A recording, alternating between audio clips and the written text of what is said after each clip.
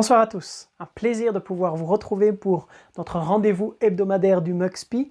Merci de nous rejoindre en live ou en replay par la suite, toujours une joie de pouvoir partager cela avec vous. Je vous rappelle que les thèmes sont choisis par vous, qui nous suivez à travers les réseaux sociaux et en particulier Instagram, et je vous rappellerai tout ça en fin de vidéo. Pour le thème de ce soir, ça va être particulier, différent d'habitude, puisque ce sera Freud Braz qui va partager avec nous le thème qui a été choisi. Freud est pasteur à Genève, il fait partie de l'équipe du département Genèse, donc on a la joie de collaborer ensemble, et j'ai la joie particulière maintenant de lui laisser la place et de découvrir avec vous ce qu'il a prévu de partager pour cette soirée. Alors on se retrouve tout à l'heure, à bientôt.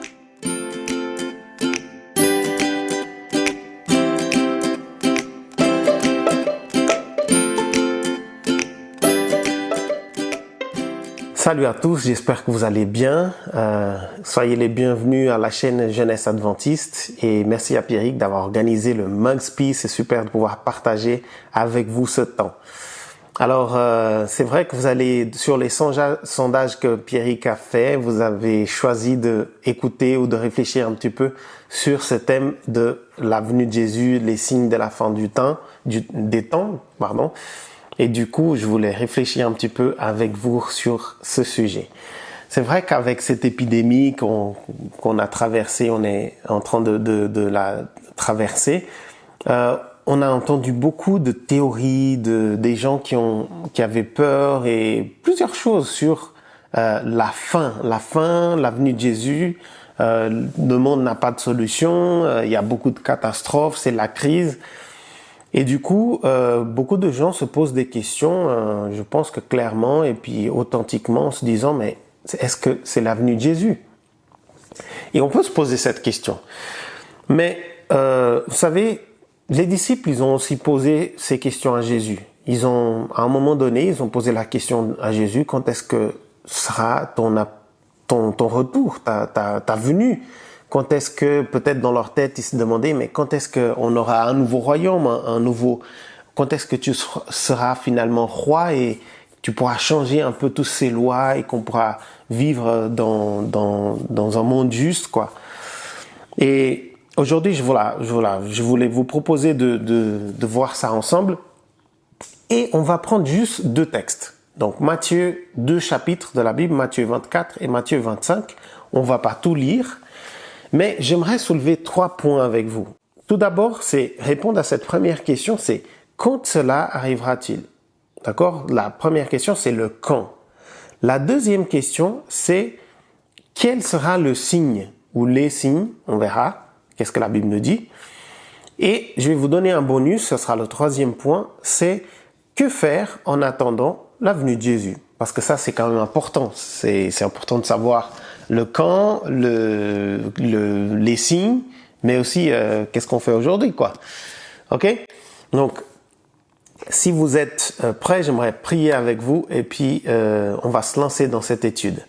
Merci Seigneur pour ce temps de partage avec nos amis qui nous suivent ici en live, mais aussi qui vont regarder après cette vidéo, que tu puisses nous aider à comprendre ta parole et que ça puisse être édifiant et surtout ça puisse nous apporter aussi la paix et l'espoir de te revoir, de vivre dans un monde nouveau, où il n'y aura plus de péché. Nous te remercions pour ce temps, au nom de Jésus. Amen. Alors, pour commencer, nous allons donc, comme je vous ai dit, prendre ce chapitre 24 de Matthieu. Et ici, dans le début du chapitre, on voit Jésus annoncer quelque chose que pour les disciples était catastrophique. Ça allait être la crise. Pourquoi je dis ça? Regardez le verset 2. Jésus, il dit, voyez-vous tout cela, n'est-ce pas? En vérité, je vous le déclare, il ne restera pas ici pierre sur pierre. Tout sera détruit. Bien sûr, Jésus, il est en train de parler sur le temple, il est en train de parler du temple de Jérusalem ici, parce qu'au verset 1, Jésus était sorti du temple et il s'en alla et les disciples l'ont dit, ils ont dit, voyez, ses disciples s'avancèrent pour lui faire remarquer les constructions du temple. D'accord? Ils étaient en train de regarder le temple. Quel monument qui est beau. Ça, ce monument avait beaucoup aussi de sens, beaucoup de symboles. C'était vraiment de signification très importante, une symbolique très importante pour ses disciples. Maintenant, imaginez-vous, les amis, si un jour, pensons à un monument très grand, un monument très connu comme par exemple la Tour Eiffel. Allez, on va prendre la Tour Eiffel, ici à côté en France, voilà, et imaginez-vous que cette tour, elle est détruite un jour. Je ne sais pas, par une attaque ou... Bien sûr que les Français, les Parisiens, ils allaient être tous choqués. Et imaginez-vous si on annonce que cette tour, elle va être détruite. Et elle n'est pas faite de pierre, on ne peut pas dire de pierre sur pierre, mais voilà, c'est une catastrophe. Pour les disciples, c'était encore plus, parce que c'était un symbole religieux, c'était un lieu de référence pour ces disciples-là, et pour tous les Juifs. Alors, les disciples, ils ont posé la question à Jésus. Dis-nous quand, d'abord le quand cela arrivera, et quel sera le signe de ton avènement et de la fin du monde. Donc, vous savez qu'on a donc le premier point, c'est le quand. Et les disciples, ils ont mis en relation la destruction du temple avec la venue de Jésus, ou le fait que Jésus maintenant, le moment où Jésus commencerait à régner, qu'il serait roi. Il avait déjà expliqué, mais ils n'ont pas vraiment tout compris. Mais ils pensaient que un royaume terrestre allait être établi par Jésus. Mais enfin, juste pour qu'on puisse comprendre ici que pour les disciples, et ils posent la question à Jésus, quand est-ce que Jésus allait apparaître? Donc ce mot avènement, c'est parousie. Et quand est-ce que le monde allait terminer? Ok?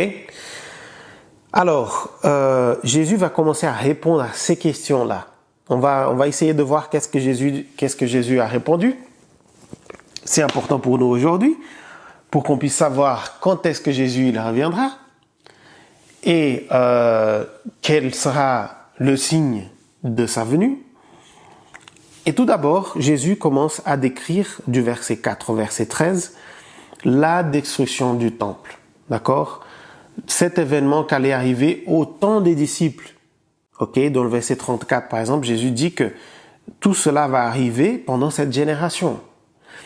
Et en fait, Jésus commence à dire, il y aura des gens qui vont dire, c'est moi le Messie, il y aura des guerres, mais c'est pas encore la fin, il y aura des famines, il y aura des tremblements de terre, on vous livrera à la détresse, on vous tuera, ça va être difficile. L'évangile va s'étendre au monde entier. Ok?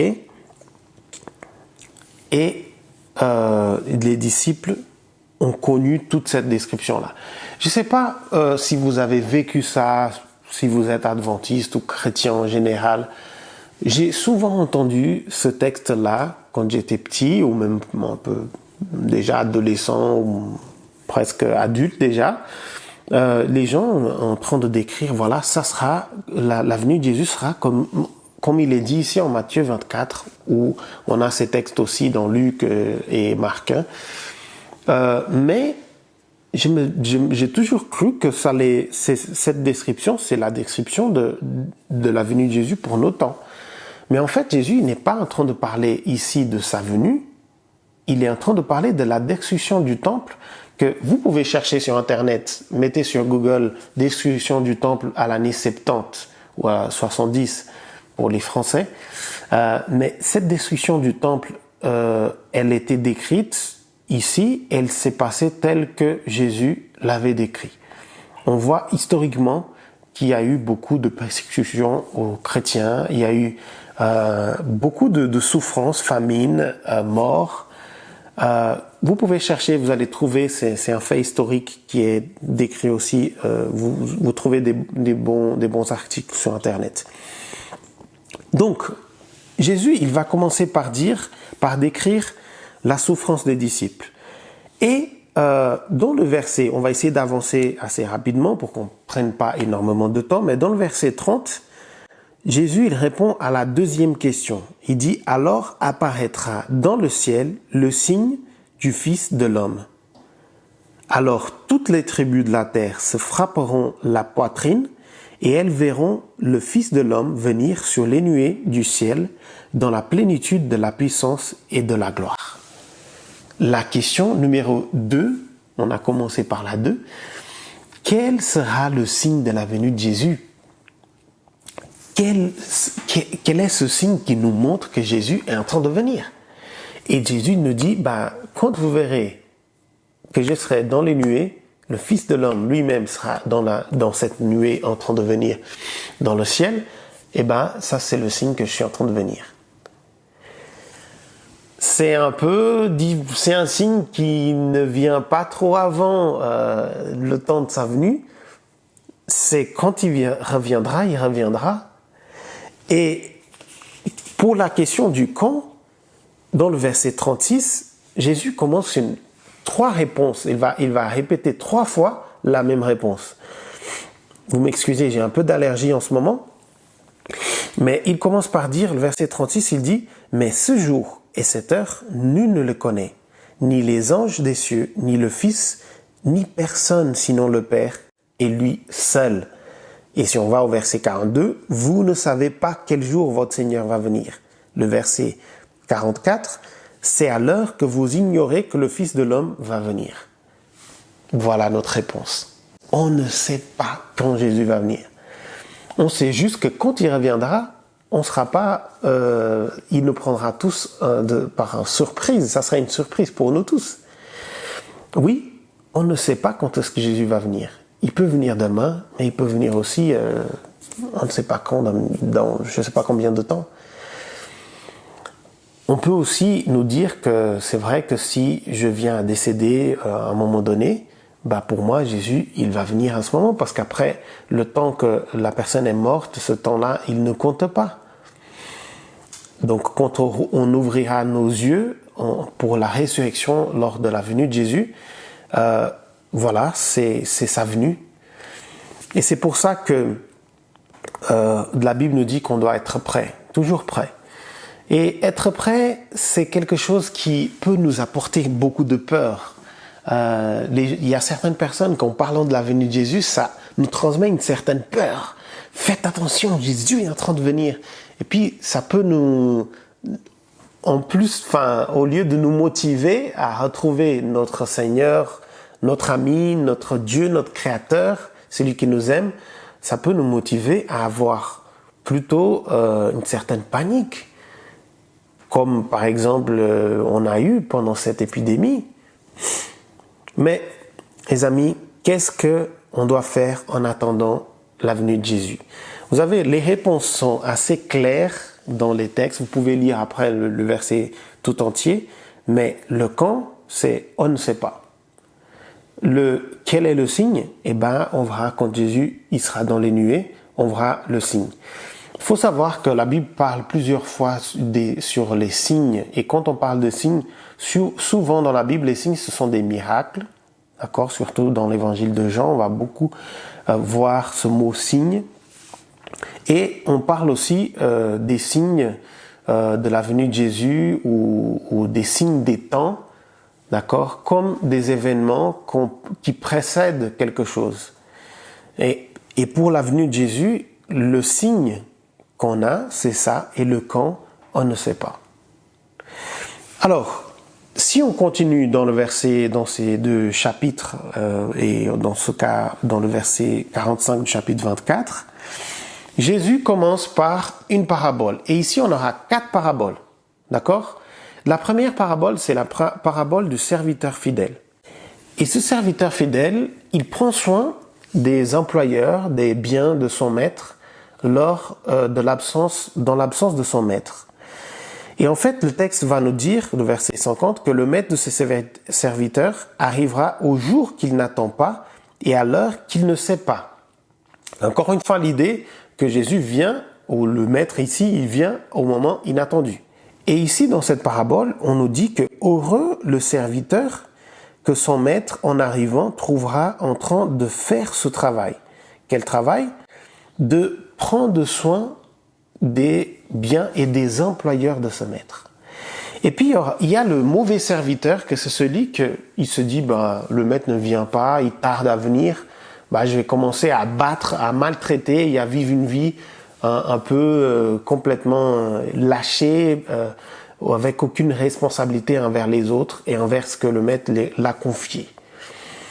Et ce maître-là, il aura des problèmes lorsque ce serviteur, il aura des problèmes quand son maître y reviendra. Donc c'est une invitation à nous à être des bons serviteurs, à prendre soin les uns des autres et à prendre soin des choses que Dieu nous a confiées. La deuxième parabole, c'est la parabole de 10 vierges. Parabole assez connue. Je dois dire que c'est bizarre pour nous aujourd'hui, mais c'est culturellement différent et c'est une parabole, c'est une histoire, mais c'est bizarre qu'un mari, un époux qui attend 10 vierges pour se marier, ça fait assez polygame. Mais pour qu'on puisse comprendre, on voit ici dans cette parabole, pour ne pas trop tarder sur ce texte, on voit que quand l'époux arrive, elles sont toutes en train de faire quoi? Toutes en train de dormir. Encore une fois, l'idée que quand le mari il vient, quand l'époux il vient, elles n'attendent pas. Pour elles, c'est trop tard. Ok? Mais il y a 5 qui ont de l'huile pour rentrer avec l'époux. Ça veut dire ici, pour être assez rapide, on voit le symbole du Saint-Esprit. D'avoir cette connexion avec Dieu. Le Saint-Esprit est celui qui nous permet d'écouter Dieu, de comprendre un petit peu, c'est lui qui nous guide dans nos pensées, dans ce qu'on fait, dans la compréhension aussi de la Bible, d'avoir cette relation avec Dieu, d'être en contact avec lui. Et la troisième parabole, c'est la parabole des talents.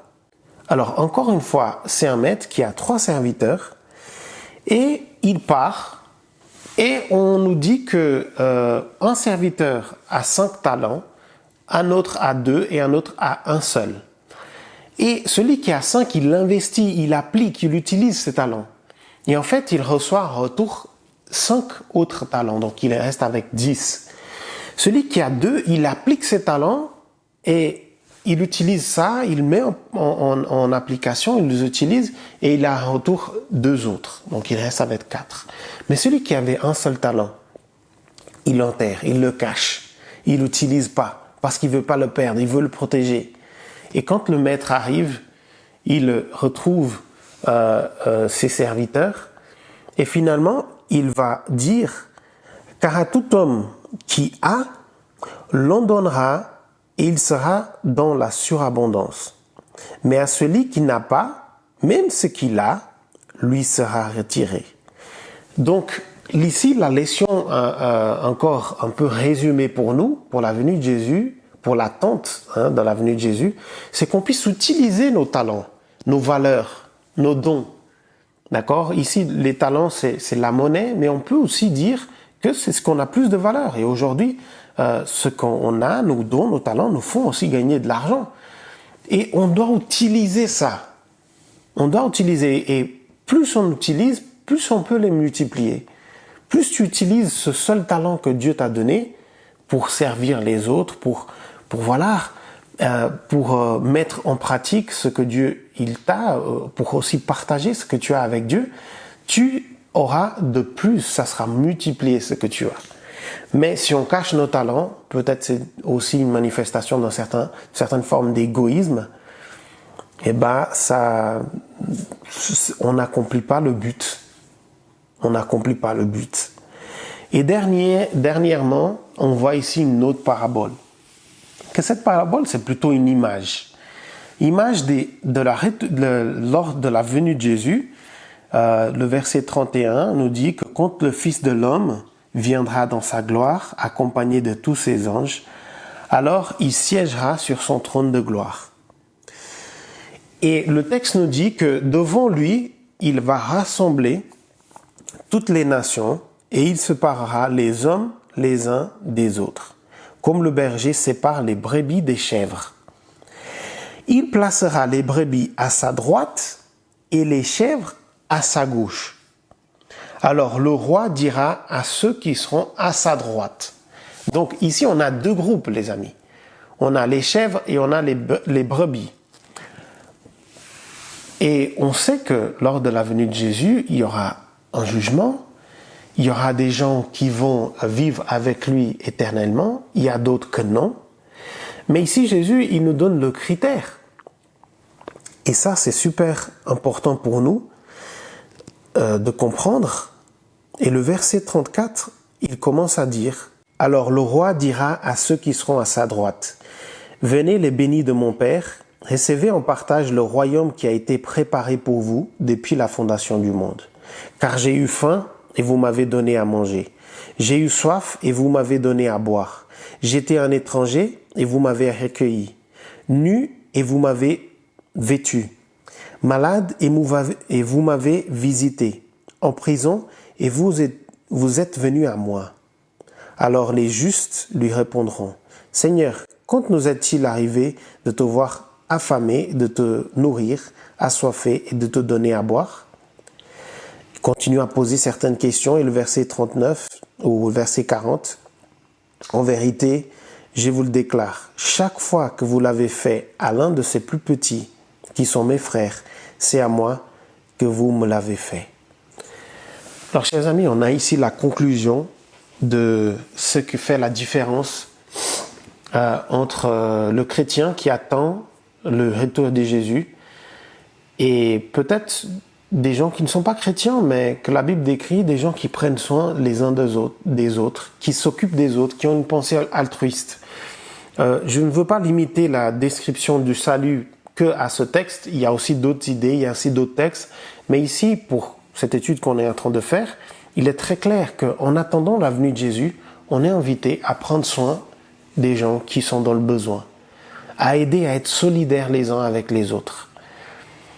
Vous pouvez lire après la description de l'autre groupe, d'accord, qui pensait que Jésus allait les reconnaître. Laissez-moi vous dire une chose.